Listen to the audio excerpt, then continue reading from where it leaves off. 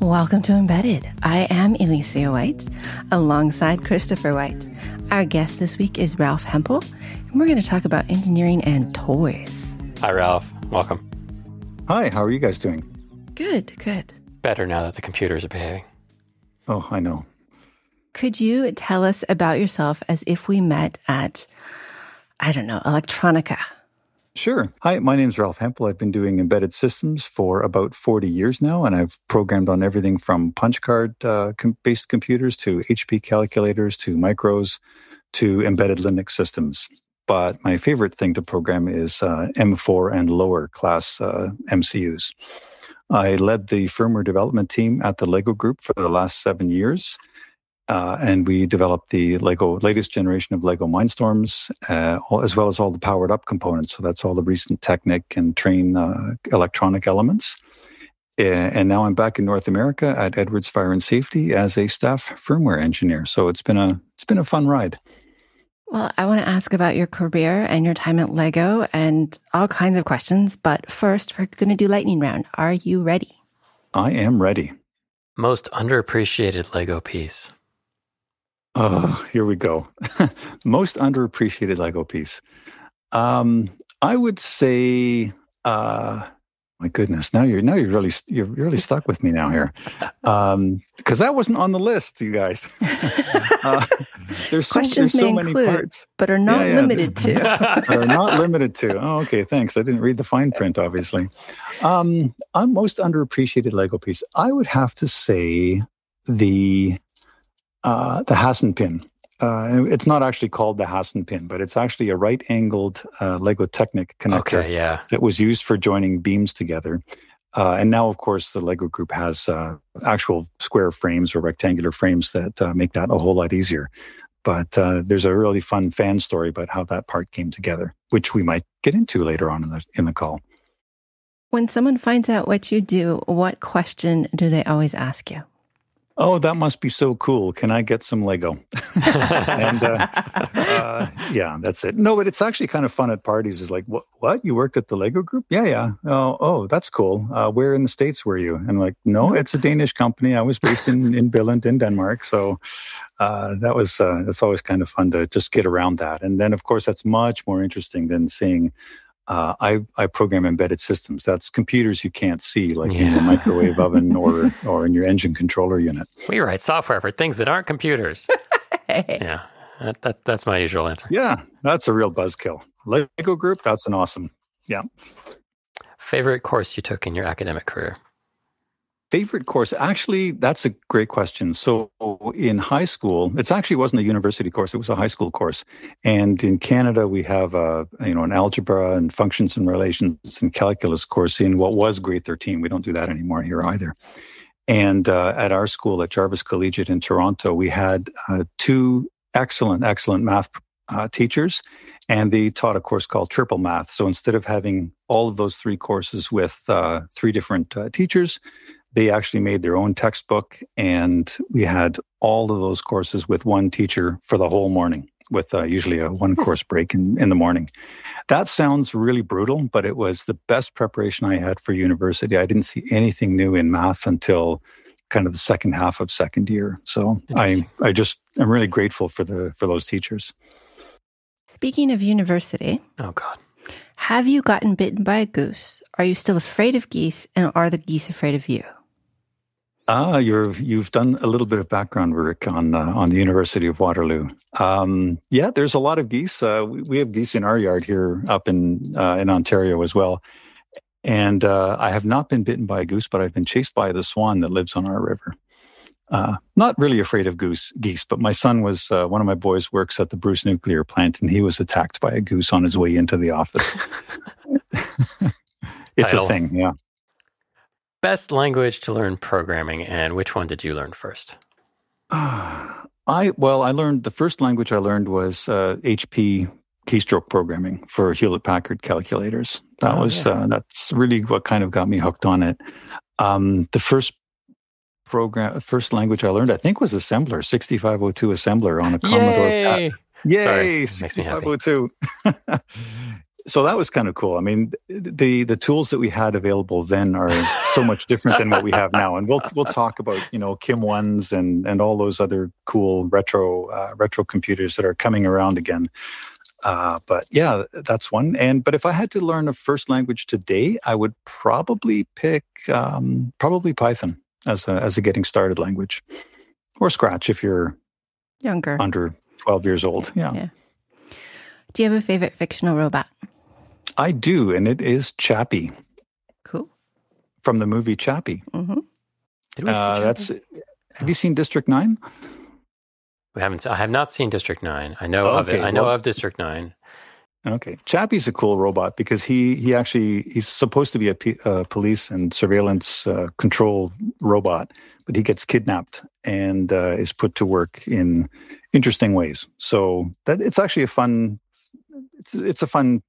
movie. Well, it's not actually a fun movie. It's kind of a depressing movie, but it's you're changing the story around. It's the character Chappie suffers some real human things, and I think he's probably the most human robot that I can think of. Yeah. I'd like to thank our sponsor this week. Nordic Semiconductor specializes in ultra-low power wireless communication. They have a wide technology portfolio, including Bluetooth low energy audio, Bluetooth mesh, Thread, Matter, cellular IoT, and Wi-Fi. They have thousands of customers worldwide with 40% market share in Bluetooth low energy. They have nearly 2 million system-on-a-chips produced every day. Sounds like a system that you can't go wrong with. So please check out nordicsemi.com. And if you would like to win one of the Power Profiling Kit 2s that our sponsor is so generously handing out, please send us an email that is show@embedded.fm and tell us what your favorite PPK2 feature or spec is. Again, thank you to Nordic for sponsoring this week's show. Okay, moving out of lightning round. So I remember Lego Mindstorms coming out like 20 years ago? More, sorry. 25? I'm 25. This year would have been the 25th anniversary. Yeah. I remember getting the first version of it. And it was really cool. And we were out of school. So you mostly played with it, I think. Yes. But I also worked with computers for a living. So you coming home to work with computers for fun was not working out. But I was so fascinated by it. And then it seemed to go away. Was that just my attention, or? I think maybe real life caught up with you. Yeah. I think that's your attention. No, actually, the Lego Mindstorms brand has been up and running for the last 25 years. This year, I think the Lego Group retired it or officially discontinued Mindstorms. So you would have been familiar with the RCX. That's the yellow brick way back when. Yeah. And that was where I really started hacking on Lego. So I'm going to go back and tell a little story about Usenet. Do you remember the actual Usenet system? I was Usenet administrator for our college, so yes. Oh, okay. So Usenet had, this is long before social media, as you all know, and it's there's a group called rec.toys.lego. And on that group, we had a whole bunch of discussions on, hey, we should, if we're electronic geeks or embedded systems geeks, we should make some sort of a controller for Lego creations. And some of us that have actually made commercial products realized that, hey, that's just not too practical, or at least it wasn't 25 years ago. And then the Lego Group brought out the RCX. And a group of four of us, Kikoa Proudfoot, Mike Gasperi, myself, and Dave Baum, we were the original hackers on the Lego RCX. So this is the reverse engineering story. Do we have time for a cool reverse time for story? anything. Cool. So Kikoa, he was a grad student, I think, at Stanford, and he came up with the idea. The original communication with the RCX was over a USB, or sorry, it wasn't USB, a serial light link or a little infrared tower. Yeah. And then he kind of sniffed on the serial wires and realized what the protocol looked like.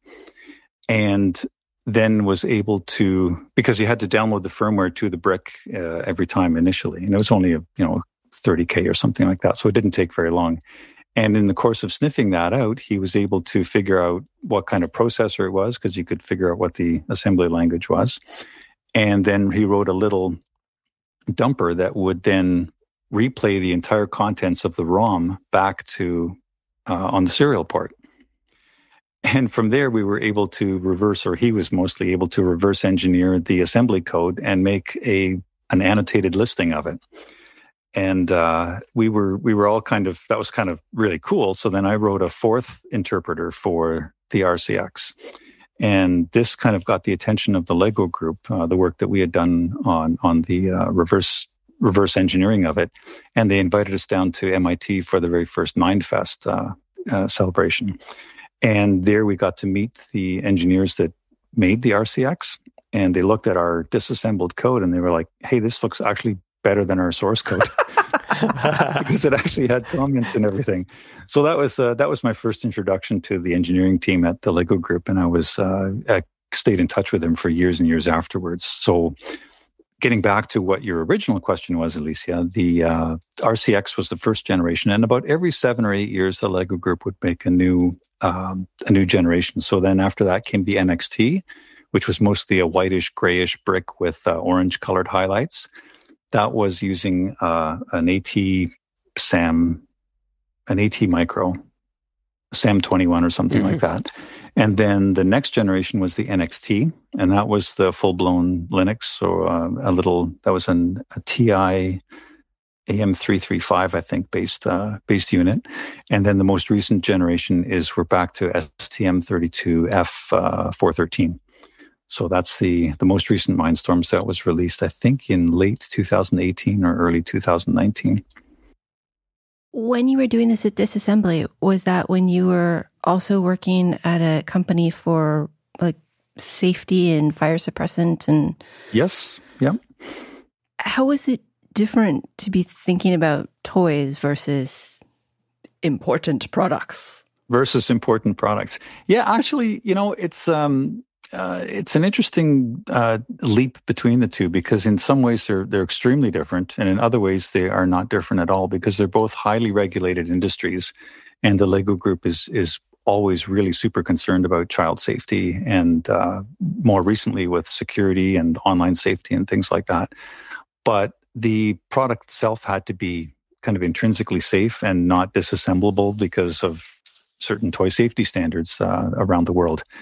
So the whole openness of the product, for right to repair and all those things that are coming out in the next few years, those are going to be really difficult to reconcile with toy safety. But we make the Lego group made Mindstorms in quantities of hundreds of thousands every year. Every part was individually tested. So the motors, the sensors, they all went through separate functional test fixtures. It's really not that different. The main difference with fire safety and kind of safety equipment is that it just sits in the wall waiting for the big day, right? Waiting for somebody to pull the fire alarm or something to happen, something interesting, please. But it has to sit there and work for months, years, and if in some cases decades without being power cycled. And that's a real challenge.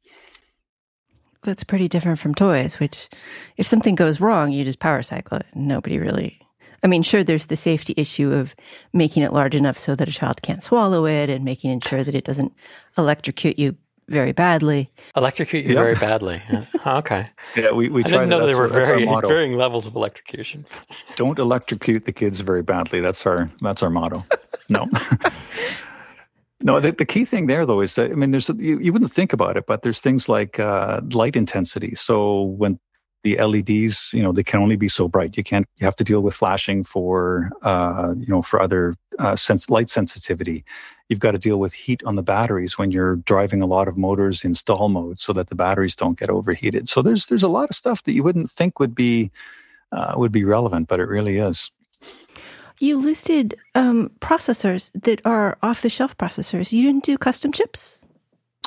Earlier generations would have done custom chips, so they would be ROM masked, the RCX was an H8300 from Hitachi, I think, and that was a masked ROM part. After that, the parts were mostly firmware updatable, But yeah, no custom parts. Those are generally way more expensive to produce, and the quantities that were, the overall lifetime quantities, they just didn't justify the cost or the risk. I worked at Leapfrog where we made custom chips, but we used the same chip for multiple product lines, and that worked out well. Right. So yes, masked ROM, and then there was a time when masked ROM was a little cheaper, and then all of these chips came out with Flash, and firmware update was just so nice. Oh, I know. I'll tell you a funny story about firmware updates. So when I first started in the fire alarm industry, the signature panel that the Edwards group was making was you had not masked EEPROMs in them. So you remember the old windowed EEPROMs that you had to stick into an eraser or the sun if you didn't have an eraser with you. Or you were just by accident trying to erase your system without knowing it. Yeah, that happens too. So the trick there is that you can't just, you could send a technician there with, and this is like literally 35, 40 years ago, you could send a technician onto the site with the files and everything, but on a 300 baud modem, it would take forever to send the files down. So at some points we were actually putting people on airplanes with a sleeve full of EEPROM devices that you could literally pull the old ones out of the fire alarm and put the new ones in. So the whole idea of field upgradable or even over-the-air updates as are much more common now than they were before, or DFU updates, that stuff just, we didn't even think that would happen. But it's here now, and we should really take advantage of it. It's changed everything, really. With Lego, I have a question from Svek about what processing did you have inside the Mario Lego sets? These were the ones that you could drive around and pretend to be in Mario Kart? Was that? No, maybe there was that one, but there was also, I'm not sure which one he's asking about. Yeah, so there was a line of products and that the Lego group did in partnership with Nintendo, and that was a small Mario character. So there was a Mario character, a Luigi, and I think a Princess Peach came out after that, right? And it had a little accelerometer and a gyroscope in it, and you could sort of bounce the character around and collect points, and it had a color sensor, so it would tell if it's on a red tile and there was actually some specially printed barcoded tiles that would give him different points or different actions. That's the same basic STA. Oh no, that was a different part. That was a TI part with Bluetooth low energy enabled in it. Let me see. TI CC 26 40 50 30. One of those. And then there was a bunch of sound files that went with that. And it was a cool little product. But I think some enterprising fans actually put it into a Mindstorms or a Boost. Boost was another robotics line that we had years ago. And that was, you could put the Mario figure in it, and then you could kind of drive around, and they made that's usually fan type stuff, right? Where the fans take our product and I say our product, I don't currently work there anymore, but they would take the Lego products and really extend them in ways that we really didn't expect. And that's cool. Yeah. I mean, that's not something you're going to get with fire alarms for sure. Yeah. Well, you don't want that. No. Look what I hacked my fire alarm to do. It's not something you want to hear. No. Do you have any good fan hacking stories? Well, I'm a good fan hacking story. Well, yes. Right? So I've made firmware for every generation of Mindstorms up until the one that I was actually hired to make. So, everything from PB4 on the RCX to a Lua interpreter on the NXT. Lua was actually a pretty cool little language. And then we put the full Debian Linux on the EV3. So those are kind of cool hacks. But I mean, I think I sent you some links that I think will be showing up in the show notes. And I am always so impressed by what fans were able to do with things that we just really never imagined. I think there should be a link to somebody who's made a log house maker out of cucumbers. So he actually takes a cucumber and slices it into little log-sized pieces with notches and everything, and makes a log house out of cucumber pieces. So I mean, yeah, you don't have to look far to find some crazy fans to do some amazing things. When you were initially reverse engineering the first one, it sounds like it was all external. That you and your friends looked at the serial communications and figured everything. Was there were you tempted to open it up and start poking at things, or was it just easier to go from the outside? Because when I'm thinking about reversing things, sometimes I want to open it up and see, okay, what parts are these? And well, yeah, a combination of things there, because that's a good question. So we started with, just, and I think it was, again, mostly Kakoa and Dave Baum that did the reverse engineering. Okay. But, you start with the serial protocol, all the affordances that are external, that are easy to get at. You do that first. But then, of course, those elements were fairly easy to open up without destroying the package. And you could see that it was an H8300, and, you could kind of figure out where the external flash and the external RAM was, and you could kind of figure out where all the parts are, what the motor drivers were, and where the pins went. So we did a fair bit of wringing out of this PCBA, but it's really just a case of slowly reverse engineering, building up your knowledge of the product bit by bit, and then finally the big day comes and you're able to do a complete dump, and then you send that binary dump into a reverse disassembler, and wow, there it is. It's all the source code. Cool. Now we can start commenting it and figuring out what goes where. And it was surprisingly complete. It was pretty cool. And the story again, that the Lego engineers were like, how are we going to encode the serial stream? So you have to think about it from the other side. First of all, is anyone even going to bother trying to reverse engineering? No, not really. How are we going to protect the stream? Well, we're going to balance the data out by sending out the negative of, or the inverse of every byte. So every byte really gets sent twice, once in the positive, once in negative, just to balance out the energy. And they're never going to reverse engineer that, because if they did, they'd have to, sure, it's binary code, but now you'd have to reverse disassemble it. And who's going to do that? It's just a toy. Who'd bother? It's just a toy. And that whole philosophy, we showed that was, hey, it's just a toy, but there's a lot of people out there that are really interested in it and motivated to figure out how this thing works.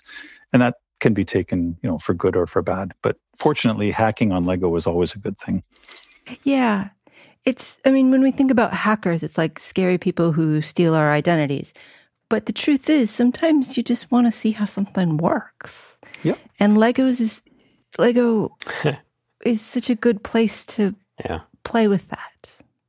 Yeah, and I think if you sampled many of your listeners or members of your Patreon group, they would say, or any engineers that most of them will have had Lego in their hands at some point in their lives, right? It's not that playing with Lego makes you an engineer, but most engineers, most engineers in my experience have touched Lego, and it's a great prototyping tool. I've used it. I mean, the pop filter for my microphone here, that's actually a Lego frame with some 3M sanding paper in between it, just to sort of even out the air bursts. So we use it for all kinds of things around the house. It's kind of like a 3D printer, but with blocks instead of filament.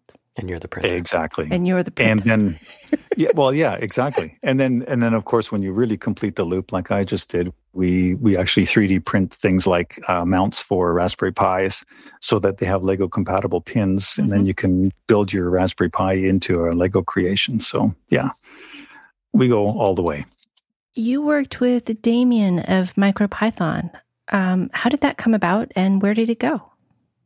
Well, that was a really happy accident. So when I joined the Lego group to work on this latest generation of Mindstorms, I kind of looked around and surveyed what could possibly be put on the brick. So we had a rough idea of the processor that we needed and some of the features, but not all of the mechanical and visual or UI features. We'll talk about those in a bit. But I've always tried to put an interpreted language right on the brick. So that's why I put a Forth and a Lua interpreter on the brick. So my goal is, even if there's no app, so let's say the app support goes away, you can always program the device with a PC and a terminal, right? A terminal emulator. How come I didn't know that? Well, Sorry. Go ahead. The official stuff can't do it. That's just my way of thinking. I would love to be able to put an interpreter or a REPL loop on pretty much anything. And once you have a REPL loop, you can kind of hack into the system and do more. But my goal with the latest generation of Mindstorms was to put some sort of an interpreted language. And we looked at Lua, and it wasn't all that popular. And then I kind of poked around and I saw Damien's MicroPython was getting quite a bit of traction, also with the microbit. And the microbit has inspired a few things about Mindstorms as well. So I checked out MicroPython on the microbit and a few other processors, and like, hey, this is actually pretty good, and it might work. And it totally fit on the processor we were using. We had some room left for drivers so that we could talk to our motors and sensors and the display. And it just was a natural fit. But there was quite a bit of resistance because previously the Lego programming app was kind of a LabVIEW type app. Mm-hmm. And and the idea of Python wasn't all that popular. And then we also had to think about it from the app development side. And LabVIEW's it's an okay system. I never really liked it, but there's a lot of fans and a lot of kids have done a lot of amazing things with it. So that's kind of cool. So we looked at Scratch and Blockly specifically, and we did a proof of concept with the EV3 using Blockly. And Blockly translated. At the time there was sort of a thing that you could take your Blockly blocks and generate Python with those. So as a proof of concept, can we assemble a series of blocks, spit out some Python that we could interpret on a brick? And once we had that proof of concept done, it was like, let's go full steam ahead. And Python was then the language of choice. And then I talked to Damien, just to kind of make sure how would he feel about that being in our product, and he was really cool with it. He is probably, I don't know exactly how to say this, but he is probably one of the cleverest developers that wasn't a developer, right? I mean, he's a physicist, and he has done some just amazing things with memory management. And over the years, he has modularized and isolated the modules, the support modules for all the different MicroPython variants really well. That code base has grown, and I've learned a lot about how to write drivers and how to write Python code properly, and also how to write C code properly from looking at his examples and the way he structures his code. And I hope that relationship has gone both ways. But he's just an awesome guy to work with, and I just wish there were more people like him in the world. I do like MicroPython. The more I use it, the more impressed I am by it. It is a lot of code, but it's good code. It is, yeah. And so MicroPython for Mindstorms led to Pybricks? Yes. Now the Pybricks is a fan created product. So that's David Lechner mainly Lawrence Valk and David Lechner together, and they established Pybricks a few years ago. One of the other things that you may not know about Lego Mindstorms is that currently all of the Lego Mindstorms products, you could reflash them with your own firmware. There was very few people, you could count them pretty much on one hand, that actually made replacement firmware for those bricks. But Lawrence and David were one of them, along with myself. And so the Pybricks guys, they've made a full new firmware and an app that's a downloadable app. It's a web app, essentially, that you can put on your Android tablet or your PC. And you can program the bricks now, all of the bricks, all the powered up bricks. So that's the Technic brick, the Boost brick, the Train brick, and of course the Mindstorms bricks. You can program them all either with a block-based language that they've got developed as well, or with MicroPython. And that's part of the open, firmware updatable product philosophy that I championed at the Lego group. How much did you have to push for that? How much were they against basically what you did? Well, how do I put this nicely? I don't think they were fully aware of the openness that was there. So the product has always been open. We've replaced firmware on the RCX, the NXT, EV3. They all had kind of a way to put new firmware on it. So it wasn't really that much of a struggle to say, hey, we should open this up. The harder challenge is getting, the documentation and everything out there. And then that's something that we didn't do all that well, frankly. But the Pybricks team has really done a great job with documentation and making the app available. So it carries on. The nice thing about that open philosophy is that even if the manufacturer drops support, which Lego rarely does, but eventually they they can't support things forever. So that's where fans like Pybricks have really kept those products alive. Switching questions or switching topics a little bit. This one's from a listener. Sahil asks, how did you get into test-driven development? That is a great question. I was probably kicking and screaming. And that's really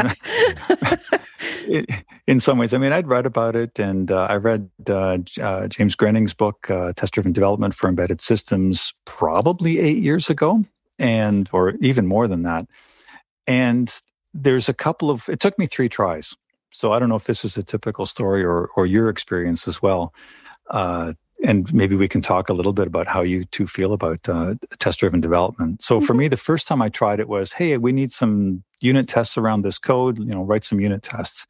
And when you write unit tests for code that's already there, that's not very modularized or not very decoupled, you write really brittle tests. You write to get code coverage, and it's not really test-driven development.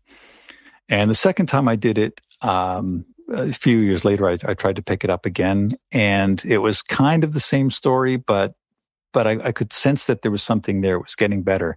And then I rewrote, I have a memory manager that I wrote called malloc, and it's basically a malloc replacement for embedded systems without a memory management unit.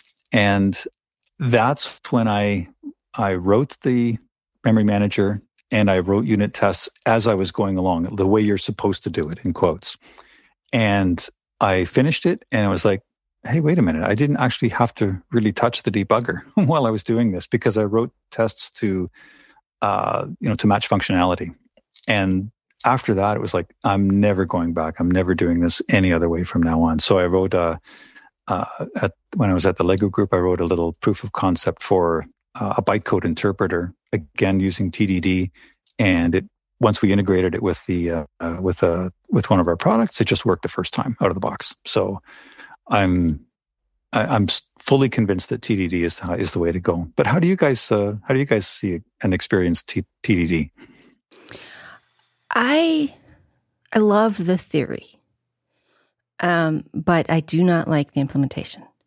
The whole CPPU test, the way the mocks work, it doesn't really work for me. When I'm bringing up a flash driver, none of those things help me.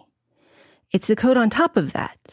Yep. And that I tend to do more in a sandbox way, where I don't necessarily have the CPPU driving it. I just have a series of tests I can run, and I do it in a less formal manner. The thing that I really, really, really like about TDD is the idea that even before you start writing the feature, even before you really think about how you're going to implement the feature, you need to think about how you're going to test it.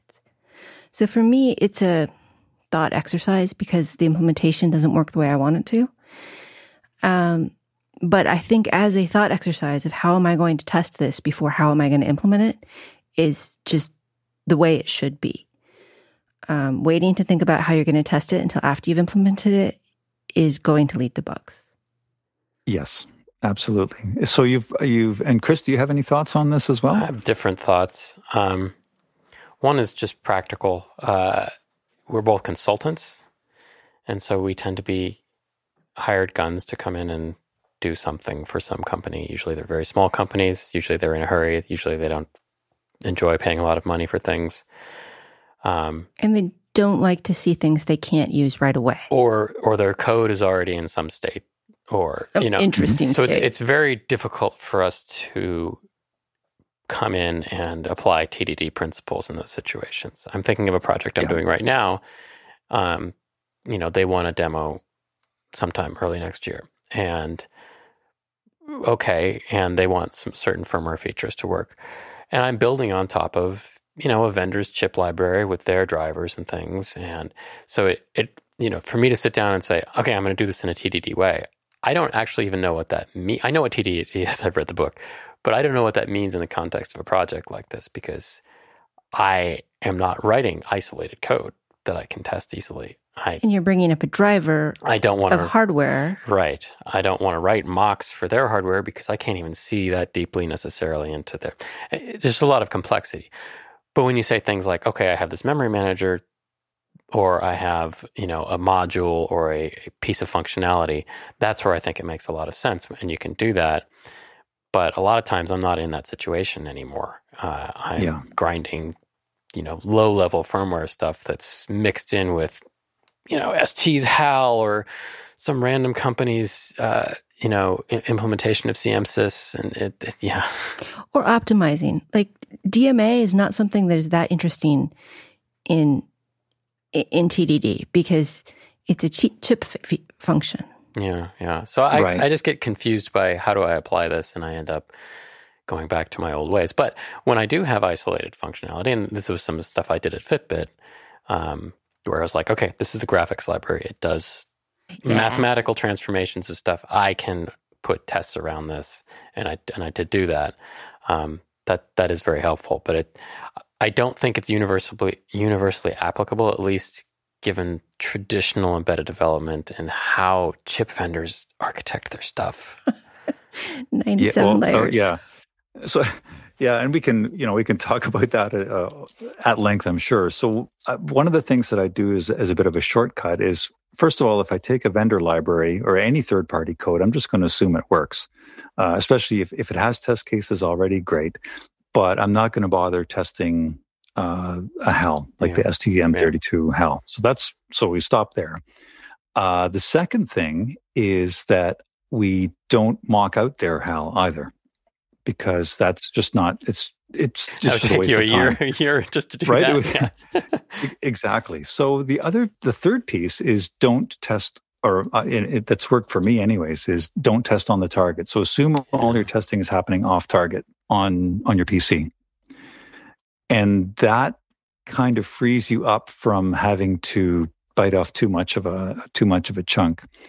And when you're doing that, you might said something really interesting, Alicia, which is I think about how to test it when I'm before I write the code. And one of the tricks I use is I turn that around and say, how is this supposed to work? What is this actually supposed to do? Mm-hmm. And then how do I test that gets done? So that way I'm actually writing the code incrementally. So I don't really think about what are all the tests that I need to do to make this thing work. It's more, what specifically does this have to do, and how am I going to test that it did that thing? And we can probably shouldn't talk a whole lot more about that, but it's an interesting topic. And once you get your brain around, making sure that you can test off target and then leave all the stuff that's thousands of developers use and just assume that it works, that kind of frees you up to work on the interesting part.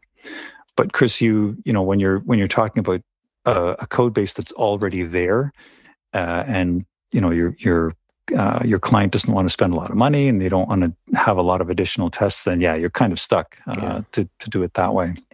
And a lot of this stuff, like if I take it off target, there isn't anything. Sometimes it's a driver and I'm moving a buffer from this driver to another driver, and it's, okay. Yep. And the question is, how fast it's can you do that? It's a DMA and 8 lines of code once you figure out how to do it. And the tough part is figuring out how to do it, not that you're writing a lot of code. Exactly. Yeah. So I think we're agreed that TDD isn't for the whole project, and it works in certain areas. But one other thing is that once you have a code base with TDD already baked in, then your newer developers are more confident making changes because they can just literally run the green test and hopefully everything works. And those should be tests that are run, on check-ins and things like that. Yep. But then if you don't have somebody championing it, then when that person leaves the project, they become failures. Stale tests and people stop paying attention. Yes, I've seen all that. Yeah. Turn that unit test off. It always fails. Well, wait. Wait. When was the last time we ran this test? Oh, yeah. So that's the other part of the whole TDD thing, is that it doesn't really work unless you have a pretty decent CI system. And one of the things that I brought in at the Lego group was, we were still, when I joined, people were still sort of bench testing it, line by line or running motor tests manually. And then I said, hey, wait a minute. What if we kind of automate some of this testing? Well, we can't automate all of it. So what's the point? Well, okay, but what if we could automate? What if we could automate 80 or 90% of it? Would that help? Yeah, okay, yeah, but that's so hard to do. So eventually, we kind of flew little pieces. Yeah. You just have to bite little chunks off, right? And we ended up with a farm of like 30 or 40 Raspberry Pis connected to our Mindstorms bricks, and continuously exercising code as we checked it in. And if you ask people now, hey, would you want to go back? No. But it does take a CI. You have to have one or two people there that are dedicated and love getting a CI/CD pipeline up and running. And again, use the tools that are out there. GitLab has a great series of GitLab runners and tooling that works in that realm. And then, when we had one or two Raspberry Pis, you can set them up manually. Once you get to 30, you're going to want to use Ansible or some other provisioning system to get your farm up and running. Yeah. It's like saying you don't want a dishwasher because it won't reach into the sink and put them away in the dishwasher for you. But then Exactly. I don't want to babysit 30 Raspberry Pis and figure out what went wrong with them. Well, yeah. And I mean, I am not the person to set up your CI/CD system. I really respect people that are. But when we work for little companies, it's sometimes hard to convince them. You need another person. You need a whole nother person just to do tool stuff, because many engineers aren't geared to enjoying that. And it depends on the size. And there's some engineers that love it. So the trick really, when you have a big team or even a small team, is to not insist that everybody does all the things, because they're going to hate. Most people are going to hate doing 80% of the stuff. But the trick is finding a nice cross section of developers where somebody really has a bee in their bonnet about TDD or about CI/CD or clean code or whatever, and make sure that they're the evangelists for that aspect of programming. So TDD is often paired with Agile. And Agile has a fraught history with actual hardware. I mean, some people love it, and some people think, wait a minute, some of this stuff takes time. You can't just change it willy-nilly. Some people think all kinds of things about Agile. Some of them are in this room. Well, that would be my first question to you is, what in your world, what does Agile mean? Does it mean just running in sprints, or what is Agile in your mind? That's the main problem for me. It's kind of like programming languages without actual specs. It could be anything, because it's Agile. Definition changes. Is it stand-ups? Is it Scrum? Points? Every Scrum? time I've done quote Agile at a company, it's been mostly Scrum and stand-ups and retros and all of that stuff. And I can tell you, I don't want daily meetings. Point poker and a bunch of stuff that, frankly, did not help. I do want to interface with the users early and make sure that their needs are taken care of. Yes, but at every company I've worked at, the user was just my manager. So many times. And we have a whole product owner team that deals with the customers, and you're not going to get in front of those guys. And it's a challenge. Yeah. So how does Agile work with TDD? So first of all, I don't think that in my mind, I haven't seen Agile work really well in a lot of places. I've been in one project, my last project that I worked at the Lego Group, where we had, it might have just been an amazing team where things just kind of clicked. I had a project manager that was really good with the upward communication and with all that sort of stakeholder management stuff, because I tend to say no a lot and I'm not good at it. And I kind of handled the technical side of things. And then we had a complete cross-functional team. So we had some electronics, we had, board layout, we had BOM specialists for, when I say BOM, bill of materials, not actual BOM. And then we had, the whole procurement interface, and then the firmware and production equipment. So it was really cross-functional. And as you know, in the life of an embedded product, you're going to be heavy up front with electronics and board layout and bill of materials and procurement. And then we have firmware. And then once that's all up and running, you might get your dev boards in and you have to integrate. And then eventually you have to put it on production equipment. And we took advantage of the kind of cyclical nature of that, so that while the hardware guys were sorting stuff out, we were writing the system or the firmware off target without an actual HAL, right? So the whole life cycle of, boot time and heartbeats and task management and all that stuff, that happened off target, so that when we got hardware, we just had to make sure that and we used the Nucleo development boards, of course. So those are, you can get most of your stuff working on a dev board. When the real hardware came in, it generally took a day, maybe 2 days sometimes, to get it up and running. We had exactly one flipped wire, one pair of wires that were the wrong way, RX and TX, of course, on a UART. Well, you never get that right the first time, so that's no. But fortunately, out of I think 6 boards, we only got it wrong on one board. But it wasn't RX TX, it was the wrong UART port. But anyways, we got that sorted out. And so you take advantage of those cycles. And how does this tie in with Agile? Well, over the course of the 6 or 8 months we worked on this, we could kind of come together for a 2-week sprint and say, hey, what's the most important thing that we have to accomplish as a team in this 2-week sprint? And setting sprint goals, Martin Dahlman has a great book on agile development using sprint goals, and that he feels that sprint goals are one of the most important things. If you can't state what your most important thing to do is as a team, then it's really hard to use Agile effectively. But again, that worked for me and my team on that project, but it's not everywhere, especially if you're trying to push Agile into a waterfall world, right? Because then you're just doing Agile ceremonies. Yeah. It's not really Agile circus, I guess you could call it, right? Yes. It's not really Agile, and Agile isn't, let's make all the changes at the end, and it's not that either. There's definitely some planning that has to happen. But what Martin says is make humble plans, plan more, plan better later. Does that make sense? Yeah, that makes sense. And yeah. I agree with all of that. I mean, certainly it's difficult to not have visibility into short-term goals. It's easier to work on small pieces of things. It's good to have, and this is kind of anti-agile in a way, but it's good to have requirements and things you're working towards that guide all of that. But so I don't disagree with any of that. And the best teams I've worked on have been small teams that kind of just did all that kind of thing naturally. And they communicate. Agile is about communication and not going off into your closed door office and doing something that you never... Closed door office, it's 2023-ish. It's dream, okay? First of all, we don't go to an office.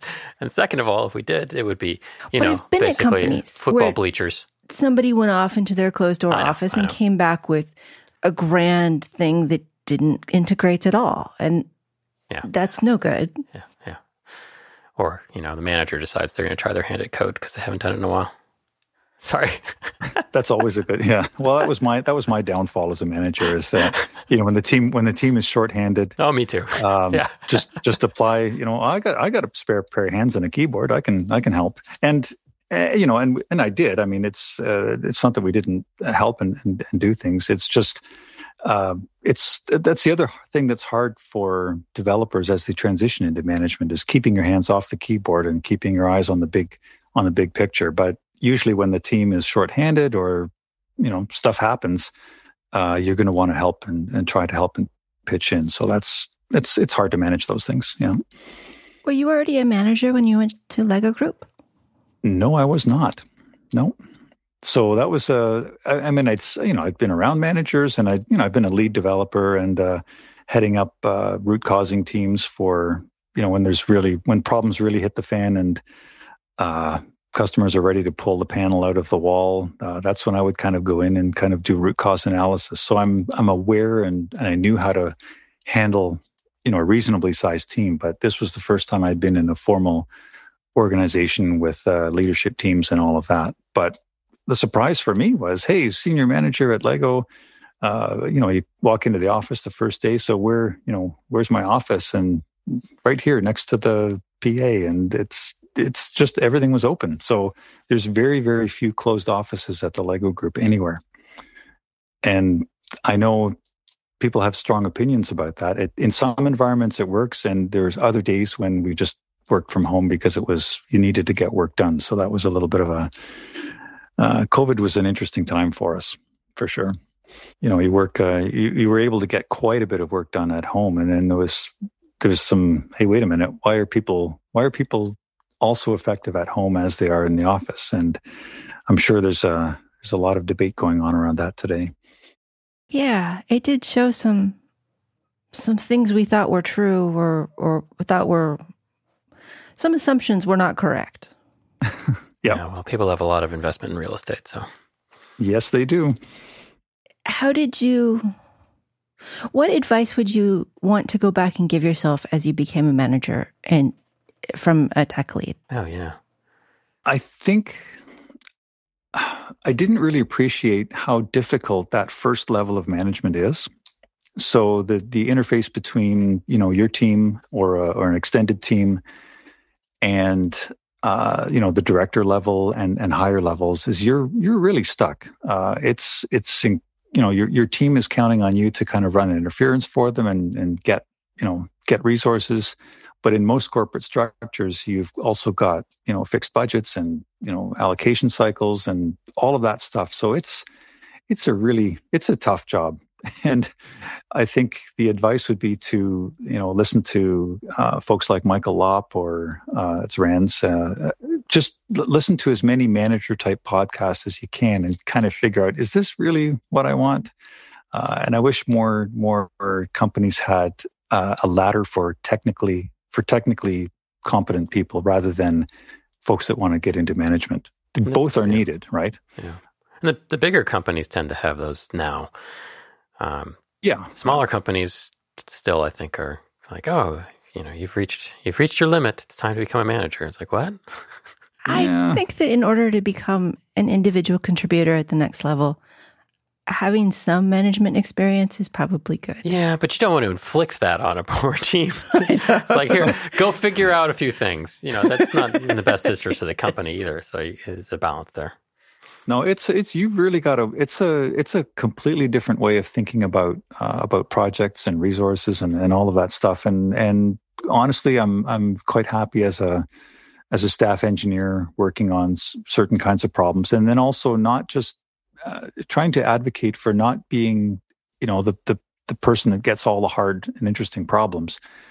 Trying to bring on juniors while you're doing your root cause analysis so that they can kind of learn from it, because it's no good as a tech lead to be an additive effect. You want to be a multiplier. So that means getting your knowledge and your wisdom and any mentoring that you can do out into your organization rather than, because nobody reads documentation. There's no sense, writing down your after actions and because nobody reads that stuff. It's much, much more effective to be working shoulder to shoulder with somebody who knows what they're doing. And then also to, ask other people for, hey, what would you do in this situation? What's your next step? So that's what, if I was, working together with somebody who is less experienced, it's okay. Here's what we know. Here's where we are. What's your next step? What do you think is the next thing to do? And that's an effective way of learning, I find. For better or worse, Uncle Bob we all know. Bob if Martin. I say Uncle Bob, we all know who we're talking about. Yeah. Bob Martin. He had an interesting thing at the beginning of one of his talks, and that is that the number of programmers in the world doubles about every 5 years, right? And if you think about that from the other side, that means about half the developers have less than 5 years of experience. And that's kind of scary. I have thought that the role of senior engineers should be primarily to make more senior engineers. Yep. Our role is to help people figure out if this is the career they want and then to grow in the career, not necessarily to get things done, which is hard because I really enjoy getting things done. Yep. But it's also not our particular careers. That doesn't work because... It works some. Okay. Well, you do outside mentoring and stuff. I do outside mentoring. And even in some of the gigs I have, I do manage to structure it so I have somebody to play with. But they aren't necessarily people who are becoming senior engineers. They're people who are learning about embedded systems on the side. But it's fine, yeah. Some of them. But it's just, it's challenging as consultants to do some of these things. It is one of the things that I miss about regular work, full-time work, is being able to do a little bit more mentoring outside. I mean, I have formal mentoring relationships with folks, but they're all like, I can't help them in their careers directly. I can only advise. Right. How did you, so you said you're 40 years into your career. We're about 30 almost. And sometimes it's exhausting. How do you stay engaged? Well, we've both been fighting burnout. I just thought you were asking the question for me. No, not just for you. Okay. Well, no, that's a great question. And you're going to go, I think, if you're going to be in this, life, I shouldn't call it a lifestyle, in this career for any length of time, you are going to go through cycles. It's not all going to be a nice, happy journey. Try to keep learning, right? So one of your previous guests, try to learn in your adjacent field. So, if you're interested in how things work, you maybe want to get a 3D printer and try to figure out, how can you optimize that kind of thing. So try to always be continuously learning. Watch what the cool kids are doing. So I learned on VI. So I have all those VI keystrokes are in my fingertips, and I don't. I was very reluctant to give it up, and then I saw somebody using VS Code. I was like, "Hey, wow, this is pretty cool." And before that, even there was like, "Oh, you got to get into Docker because that's really awesome." I'm like, "I don't need Docker. I've got VirtualBox or some other VM systems that we were using." And now, for embedded systems, I use Docker and VS Code, so I can just spin up a Docker instance with GCC and Sphinx and Python and all the stuff that I need for embedded development. I put the host GDB interface, so the ST-Link, if I'm using that, or Sega or whatever, run that on the host machine, and then connect from the Docker machine to the debugger, to the GDB backend over a port, and hey, bingo, all of a sudden I'm using VS Code as an IDE. And that's just cool. So I guess the real way to fight burnout is to keep doing interesting things, find cool people to talk to, and always hang around the younger developers because they're bringing in new ideas all the time. And it's just a cool way to stay engaged. What are your preferred ways to learn things? That's kind of a question that I had for you as well, right? Which is, would you prefer to learn at a conference? Do you want to do kind of individual learning or learning as a group with a team? And for me, it's when I need to learn how to do something, I kind of go into it sort of shallow depth, and just kind of get things done. So a little bit more cookbook style. So I'll find a decent web tutorial and follow that for a while, and then at a certain point, you have to kind of decide to either dive in or just stay on the surface, right?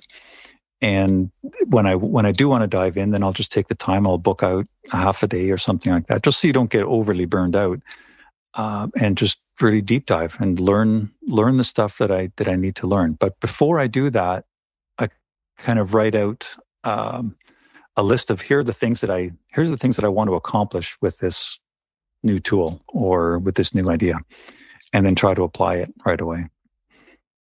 Does that make sense? Yeah.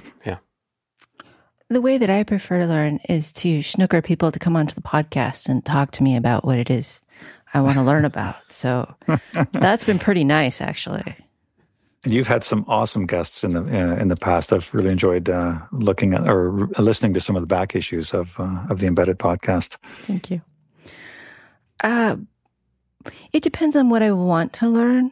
I've been in a multi-year obsession with origami, so that continues, and I go in different directions, and then I go back to the curves that I like, and I don't have a purpose for that. And that sometimes is the hardest part about learning, is when I don't have a goal.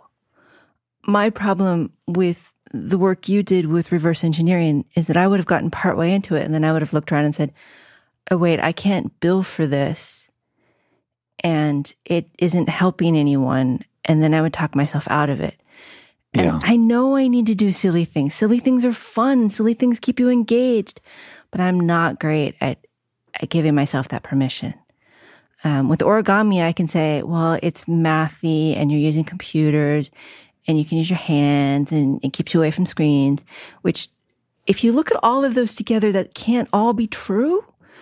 But yeah, So can you actually simulate, you mentioned using computers to work out your origami work. So can you actually simulate some of that on the computer and then go from there? Or how does that work? Gossi has this amazing web simulator that simulates origami, and there's a whole bunch of theory about developable surfaces and whether or not things collide and and the pliability of your material. So her web simulator is just fantastic. I think it's origamisimulator.com.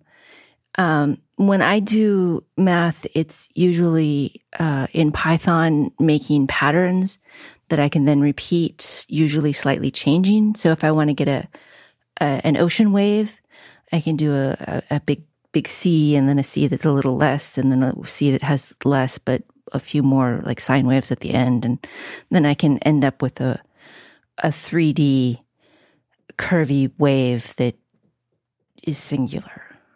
Boy, is that not a great description. But well, I hope we'll add that to the show notes then, because I think that sounds like an interesting thing to look at, an interesting rabbit hole to go down for a little while.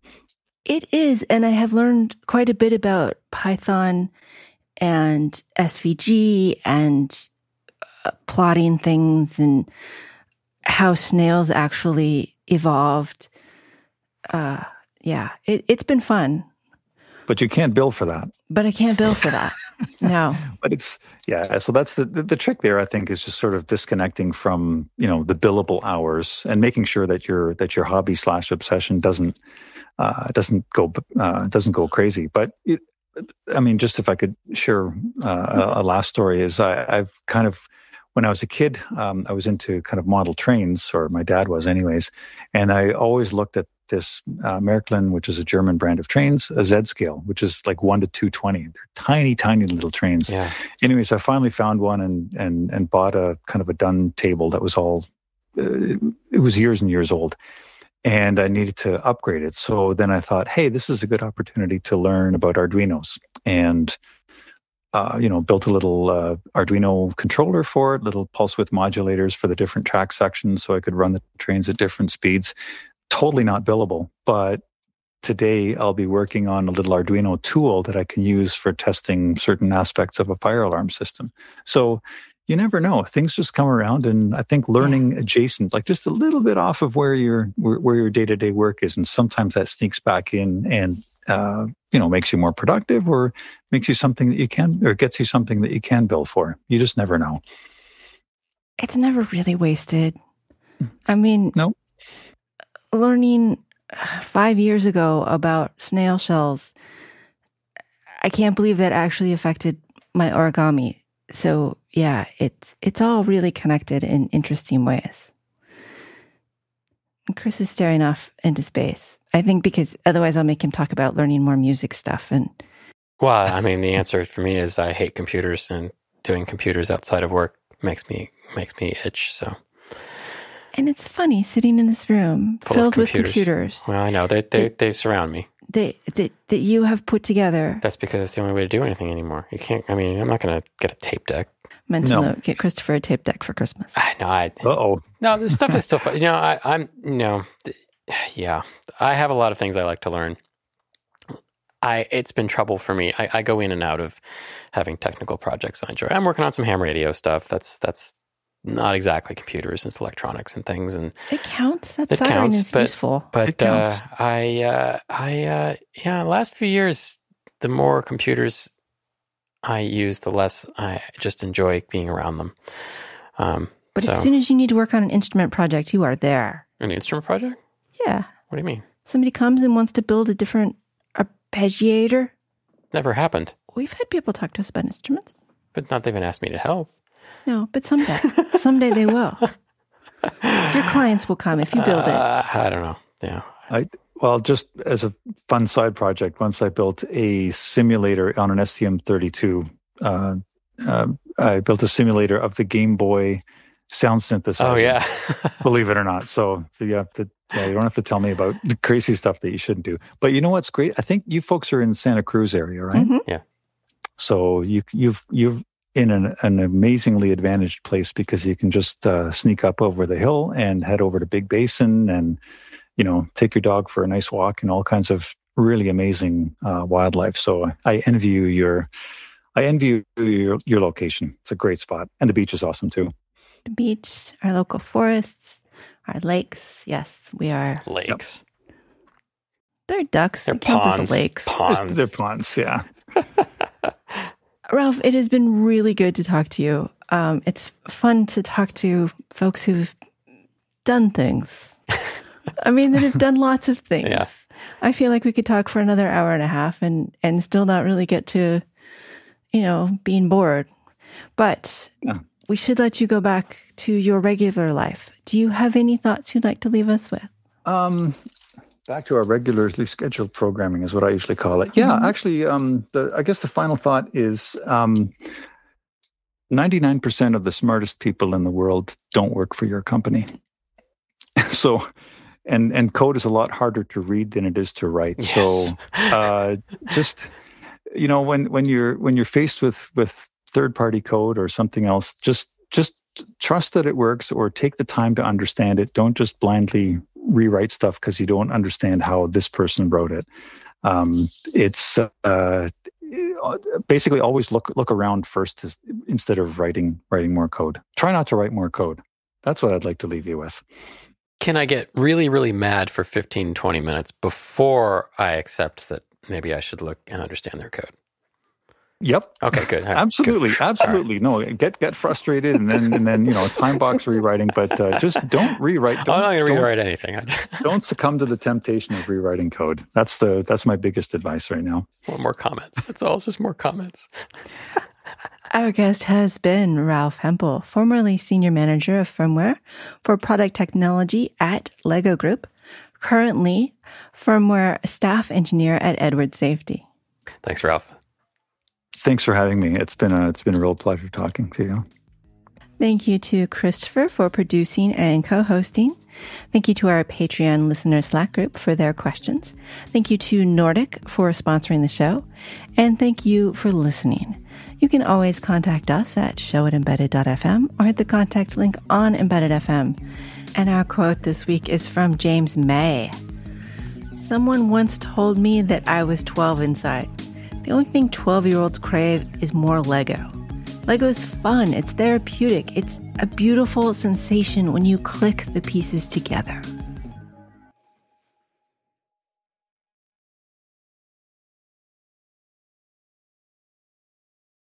You had, how does Agile work for